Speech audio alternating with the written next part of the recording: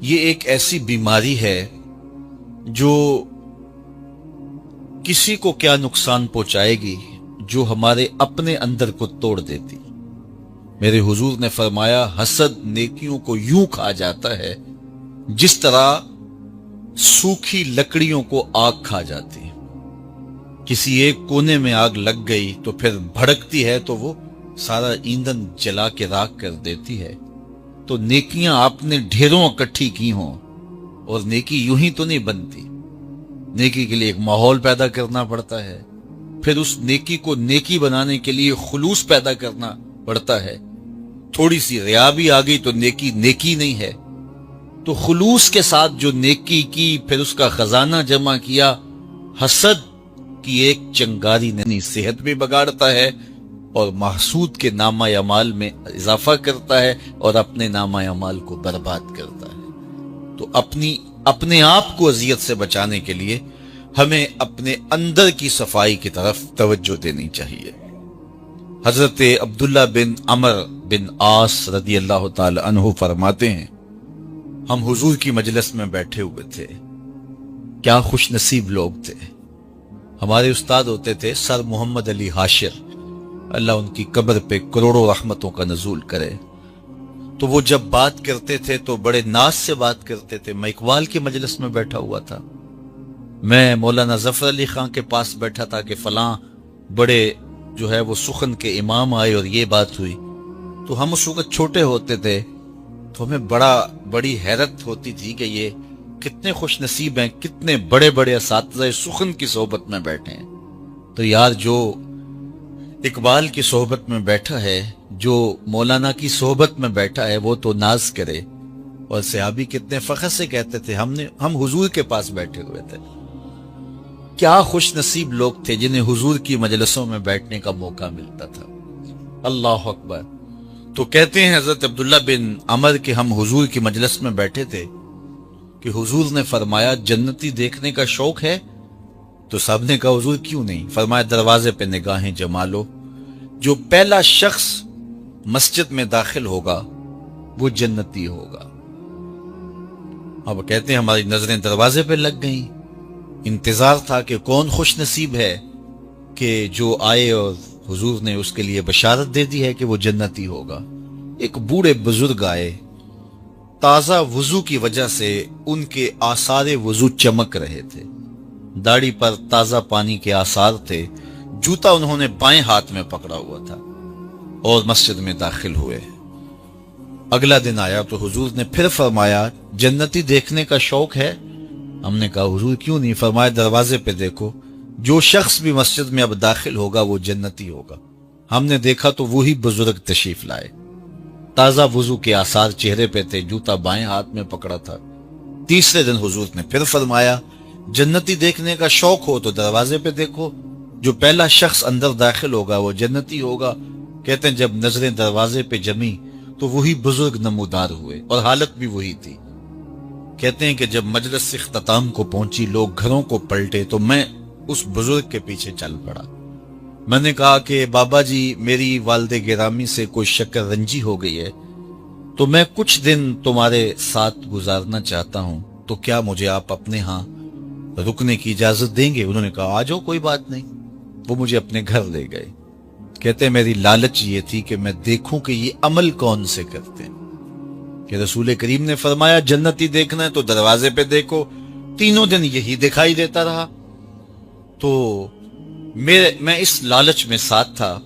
خیر رات پڑی تو انہوں نے مجھے بستر لگا دیا اور ساتھ ہی چارپائی پہ خود بھی لیٹ گئے، لیکن میں طاق میں تھا کہ میں دیکھوں کہ رات کو یہ عبادات کس کس قسم کی کرتے ہیں۔ تو بظاہر تو میں لیٹ گیا اور سو گیا، لیکن میں جاگ رہا تھا اور میں اس طاق میں تھا کہ ان کے معمولات دیکھنے۔ ساری رات گزر گئی، وہ سوئے رہے۔ ہاں ایک عمل میں نے ان کا دیکھا کہ جب وہ کروٹ بدلتے تھے رب کا نام لیتے تھے، اس کے علاوہ کوئی معمول نہیں تھا۔ صبح اٹھے، میں بھی اٹھا، فجر پڑی، سارا دن معمولات میں گزرا، باغ میں گئے، گوڈی کی، کھجوریں توڑی، جو بھی معمولات تھے، ظہر پڑی، کھانا کھایا، دوپہر عصر ہوئی، مغرب ہوئی، اگلی رات ہوئی، تو پھر میں طاق میں رہا۔ شاید کل میری وجہ سے اپنے معمولات انہوں نے ترک کر دیے ہوں، تو جو عادی ہو تو ایک رات تو اوکھا سوکھا ترک کر لیتا ہے، تو اگلی رات اس کو پھر مشکل ہو جاتی ہے، تو آج تو اپنے معمولات پہ آ جائیں گے۔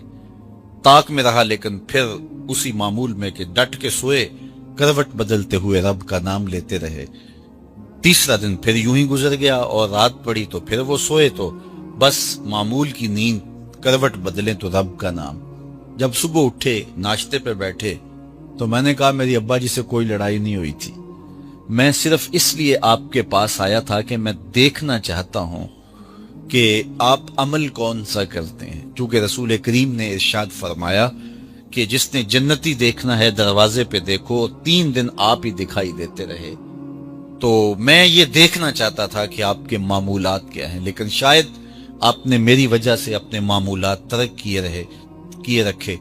تو وہ بزرگ فرمانے لگے، نہیں اے عبداللہ، میرے وہی معمولات ہیں جو تم نے دیکھی، تمہاری وجہ سے میں کوئی معمول ترک نہیں کیا، یہی میرا معمول زندگی ہے۔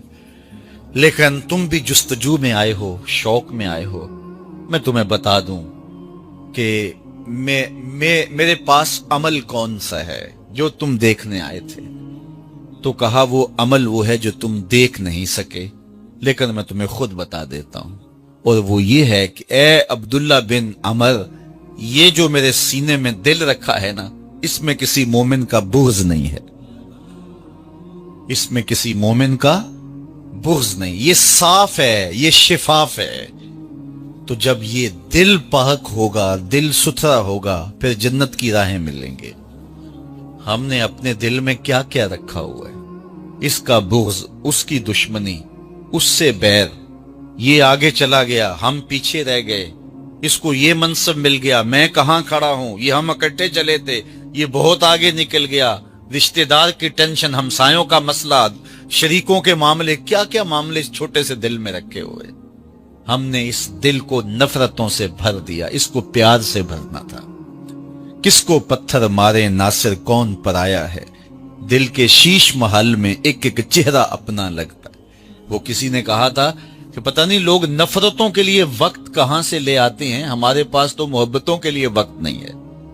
تو اس دل کو تو محبتوں سے بھرنا تھا، اس دل کو تو شفاف رکھنا تھا، اس دل کو تو مزکا و مشفع رکھنا تھا، لیکن اس دل کو ہم نے نفرتوں سے بھر لیا اور خود تنگ ہو گئے۔ ہماری اپنی زندگی اذیتوں میں مبتلا ہے، تکلیفوں میں مبتلا ہے، ہم لوگوں کے لیے زحمت بنے ہوئے ہیں، جبکہ ہمارا وجود اللہ کی مخلوق کے لیے رحمت۔ یہ بھی آپ نے لفظ سنا ہوگا کہ فلاں بندے سے پتہ نہیں مجھے ویسے اس سے چڑھا ہے، ویسے اس سے نفرت ہے، کوئی وجہ بھی نہیں ہے، ویسے مجھے اچھا نہیں لگتا۔ تو یہ کیا فلسفہ ہوا کہ مجھے وہ ویسے اچھا نہیں لگتا؟ تو یہ کوئی معیار ہے؟ تو اپنے آپ کو کیا معاذ اللہ الوہیت کے مقام پہ سمجھتا ہے کہ تیرا اچھا لگنا نہ اچھا لگنا یہ معیار قرار پا جائے؟ تو بغیر کسی شرعی عذر کے، کسی شرعی علت اور وجہ کے کسی سے دشمنی رکھنا، کسی کے لیے بغض اور کینہ رکھنا، تو یہ ہے شہن، اور یہ شریعت نے منع فرمایا گیا۔ اور جو دل قدورتوں سے بھرا ہوا ہے، آج کی اس مبارک رات میں اس کی بخشش نہیں ہوگی، یہ اللہ کے محبوب کا فرمان ہے۔ لہٰذا شہن ہو، حقد ہو، یا بغض ہو، یا نفرت اور کینہ، یہ وہ اعمال ہیں جو ہمارے اپنے اوپر بھی بوجھ ہیں۔ یعنی اگر کسی کے لیے سینے میں بغض ہے، گھٹن ہے، تنگی ہے، تو ہم اس آگ میں خود بھی جلتے رہیں گے۔ وہ بوجھ ہم اٹھا رہے ہیں، وہ تو نہیں اٹھا رہا۔ حاسد کی نیکیاں محسود کے نامہ اعمال میں درج کر دی جاتی ہیں، اور اس کی نیکی فرمایا کہ جس طرح سوکھی لکڑیوں کو آگ کھا جاتی ہے، حاسد کے عمل کو یوں جو ہے وہ ختم کر دیا جاتا ہے۔ اس کے عمل سوکھی سے حسد کیا تو اس کے عمل اس کے نامہ اعمال کے اندر پڑ گئے۔ حضرت خواجہ اللہ بخش توسوی رحمۃ اللہ تعالی علیہ کے پاس کوئی شخص آیا، اس نے کہا کہ کچھ لوگ مجھ سے حسد کرتے ہیں۔ تو آپ نے کہا شالا محسود تر تھی میں، اس کا مطلب ہے کہ اللہ تیرے اور حسد پیدا کرے، چونکہ حسد صاحب نعمت سے کیا جاتا ہے۔ تو اس کا مطلب یہ ہوا کہ اللہ آپ کو نعمتوں کی فراوانی عطا کرے، اور دوسرا حاسد کے عمل تیرے نامہ اعمال کے اندر درج ہوتے رہیں۔ تو کہا یہ بد دعا نہیں ہے، یہ تیرے لیے دعا ہے۔ اور حسد ایک ایسا مرض ہے کہ جس کا پھر علاج نہیں ہے۔ حسد کرنے کی بجائے رشک کرنا چاہیے، کہ اللہ نے فلاں کو یہ نعمت دی ہے، عزت دی ہے، دولت دی ہے، شہرت دی ہے، صلاحیت دی ہے، علم دیا ہے، عمل دیا ہے، تقوی دیا ہے، میرے مالک وہ بھی تیرا بندہ، تو نے اس کو عطا کر دیا، میں بھی تیرا بندہ، مجھے بھی عطا کر دے۔ حسد کسی کے نعمت کا زوال چاہنا ہے کہ مجھے ملے نہ ملے، اس کے پلے کچھ نہ رہے، لیکن اس کے چاہنے سے تو نہیں ہوتا۔ اللہ دنیا کا نظام اس کے چاہنے سے تو نہیں چلا رہا، اپنی مرضی سے چلا رہا۔ اس لیے حسد کی آگ میں جلنے کی بجائے رشک کی روش اختیار کرنی چاہیے۔ مجھ پہ ان کا کرم ہے، جلتے ہو کیوں اے حاسدو، تم بھی ان کا نام لو، ثاقب رضا ہو جائیے۔ تو ان کا نام لے کر کے عزت پائی جا سکتی ہے، وقار پایا جا سکتا ہے۔ وہ سنیاسی بابے تو نسخہ نہیں بتاتے، لیکن میں نسخہ بتاتا ہوں۔ اگر کوئی چاہے کہ میری عزت ہو، علماء نے تصریح کے ساتھ لکھا ہے، وہ حضور کے حسن کے قصیدے پڑھے، اللہ اس کی عزتوں میں اضافہ فرما دے گا۔ آپ اپنے بچوں میں بیٹھ کے حضور علیہ الصلوۃ والسلام کا حسن بیان کیا کرے، آپ چند دن کے بعد دیکھیں گے کہ آپ کے بچوں کے دل میں آپ کی عزت اور آپ کی محبت پیدا ہونے لگی ہے، اور پھر جب اس کو پھیلائیں گے تو یہ نور پھیلتا چلا جائے گا۔ اس لیے حقد ہو، حسد ہو، بغض ہو، کینہ ہو، نفرت ہو، اس کو اپنے دل سے کھرچ دینا چاہیے اور دل کو پاک اور ستھرا رکھنا چاہیے۔ لیکن ہم نے اپنے اندر نہ جانے کیا کیا مصیبتیں پال رکھی ہیں۔ ہم اپنے اندر کو صاف کریں، کوئی جھاڑو لے کے اندر بھی تو آئے نا۔ ظاہر کو صاف کرتے رہتے ہیں، شیشے اتے کٹا جمیا کنداں چاڑی جاندے۔ میاں صاحب بولے شیشے اتے کٹا جمیا کنداں چاڑی جاندے، جلدا نوے سانپ کے رکھ دے ورکے پھاڑی جاندے۔ تو ہمیں اپنے اندر اترنا ہے، اپنے من کی صفائی کرنی ہے۔ جب ہم اپنے اندر کو صاف کریں گے تو پھر اس آئینے کے اندر ہمیں اچھی شکلیں نظر آئیں گی، اچھی صورتیں نظر آئیں گی۔ جب اپنے آئینے پر ہی گرد جمی ہوگی تو ہمیں تو کچھ بھی صاف دکھائی نہیں دے گا۔ اس کو جب صاف کریں گے تو پھر آپ کو سب کچھ اچھا دکھائی دے گا۔ باقی اگر آپ کسی میں خامی دیکھتے ہیں، کسی میں خرابی دیکھتے ہیں، تو ہمیں حکم دیا گیا ہے کہ اس کی اصلاح کریں، اس کو بہتر کرنے کی کوشش کریں، اس کو سنوارنے کی کوشش کریں۔ اگر کوئی واقعی ضد میں نہیں مانتا تو اس کو اس کے حال پہ چھوڑ دو، اس کی قبر میں آپ نہیں جانا۔ اس کا حسد، بغض، کینہ اپنے سینے میں لے کر کے آپ بوجھ کیوں اٹھایا ہوا ہے؟ اپنے آپ کو ہلکا پھلکا کیجئے اور آج کھرچ کے پھینکیے۔ اگر کسی کی نفرت سینے میں رکھی ہے، یہ سینہ کسی کی نفرت کو سنبھال کے رکھنے والا نہیں ہے۔ اس سینے میں محمد عربی کا مدینہ ہونا چاہیے۔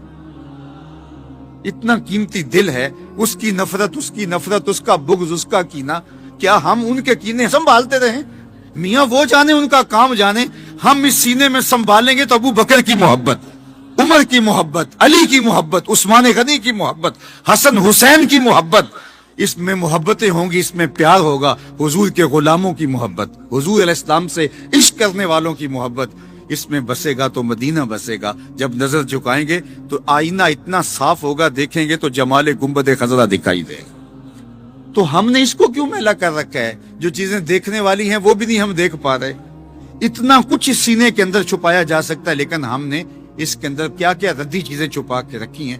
تو آج یہ عزم کر کے اٹھیں کہ ہم مشاہن نہیں رہیں گے، ہمارے سینے میں کسی کا بغض نہیں رہے گا۔ آپ نے نام سنا ہوگا محمود غزنوی اور ایاز کا۔ ان کا باہم محبت کا رشتہ بہت گہرا تھا۔ ایاز ٹوٹ کے چاہتا تھا بادشاہ کو، اب دیگر مصاحبین حسد کرتے تھے، بغض رکھتے تھے۔ وہ کہتے تھے یہ کوئی کیا اس میں کرشمہ اور کمال ہے کہ بادشاہ اس کو اتنا ہی چاہتا ہے۔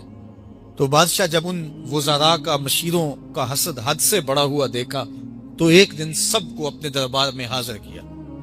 دربار میں ایک تالاب تھا، تو اس میں مٹھی بھر کے موتیوں کی پھینک دی، اور ایک ایک وزیر کو کہا کہ یہ موتی نکال کے لاؤ، اور یہ خیال کرنا کہ تمہارا لباس بھی، تمہارا بدن بھی نہیں بھیگنا چاہیے۔ تو سب نے کہا کہ یہ عجیب بات ہے کہ حوض کی تہ سے موتی نکال کے لائیں اور لباس بھی نہ بھیگے اور بدن بھی نہ بھیگے، یہ تو لازمی ہوگا۔ پھر دوسرے وزیر کو کہتا کہ یہ موتی نکال کے لاؤ، تمہارا لباس بھی نہیں بھیگنا چاہیے، تمہارا بدن بھی نہیں بھیگنا چاہیے۔ تو وہ آگے سے حجت کرتا یہ کیسے ہو سکتا ہے کہ بدن بھی اور لباس بھی نہ بھیگے اور موتی بھی نکال لاؤں؟ تیسرے کو، چوتھے کو، پانچویں کو، ہر ایک آگے سے حجت کرے، یہ کیسے ہو سکتا ہے؟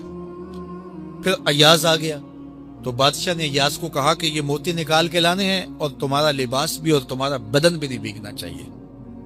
ایاز نے فوراً چھلانگ لگائی اور موتی نکالے۔ جب باہر نکلا تو بدن اور لباس पानी से नुचड़ रहा था तो ऐसे मोती बादशाह को पेश किए और बदन कप कपा रहा था। तो बादशाह बड़े गुस्से से कहा कि अय्यास, तुम्हारा बदन भीग गया, तुम्हारे कपड़े भी भीग गए। मैंने कहा था लिबास भी नहीं भीगना चाहिए, कपड़े भी नहीं भीगने चाहिए। तो अय्यास बड़ी लजाजत से अर्ज करने लगा, बादशाह सलामत, आपके दो हुक्म थे, एक ये कि मोती निकाल के लाने हैं, दूसरा हुक्म ये था कि लिबास और कपड़े भीगने नहीं चाहिए। तो एक हुक्म मैंने पूरा कर दिया है, दूसरे की माफी चाहता हूं।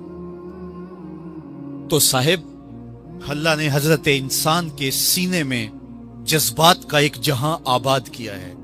शैतान को भी इंसान के पीछे लगा दिया इसकी आजमाइश के लिए, इसके इम्तिहान के लिए। नफ्स भी इसके अंदर मौजूद है और दूसरी जानब इसको गुनाहों से मना भी किया और नेकी की तलकीन भी की। अब कितनी मुश्किल जिंदगी है हजरत इंसान की। आई जान शकंजे अंदर जिवें वेलने दे विच गन्ना। कितनी मुश्किल जिंदगी है। ख्वाहिशें हैं कि आवारा हैं, आरजुएं हैं कि बेकाबू हैं, और दूसरी जानिब अल्लाह का हुक्म है। अब क्या करे? तो गुनाह करने के बाद फिर अल्लाह के हुजूर तौबा कर ले, जो मुमकिन हो वो नेकी करे और गुनाह से मकदूर बर बचने की कोशिश करे। लेकिन बशरी तकाजों के तहत अगर उससे गुनाह कभी सरजद हो जाए तो उस पर अकड़े ना और उस पे मुसर ना रहे, उस पे असरार ना करे, बल्कि फौरन अल्लाह के हुजूर तौबा करे।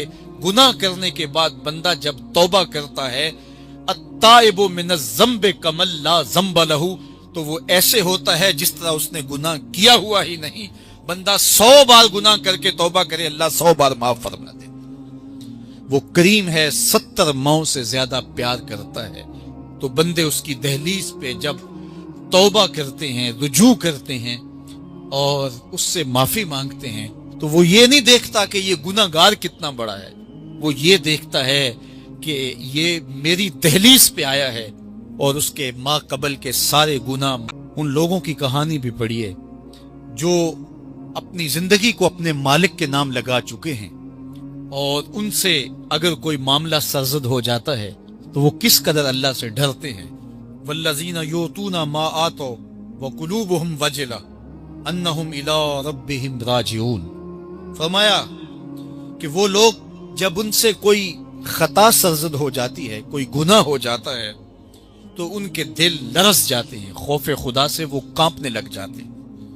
अन्नहुम इला रब्बिहिम राजिऊन, तो वो अपने रब की तरफ रुजू करने वाले होते हैं। अगर उनसे कभी कोई गुनाह सरजद हो जाए, उनसे कोई गलती सरजद हो जाए, तो फिर उस पर जिद नहीं करते, उस पर मुसर नहीं हो जाते, उस पर हुज्जतें और दलीलें नहीं लाते, बल्कि वो क्या करते हैं, फौरन अल्लाह के हुजूर रुजू करते हैं और माफी मांगते हैं।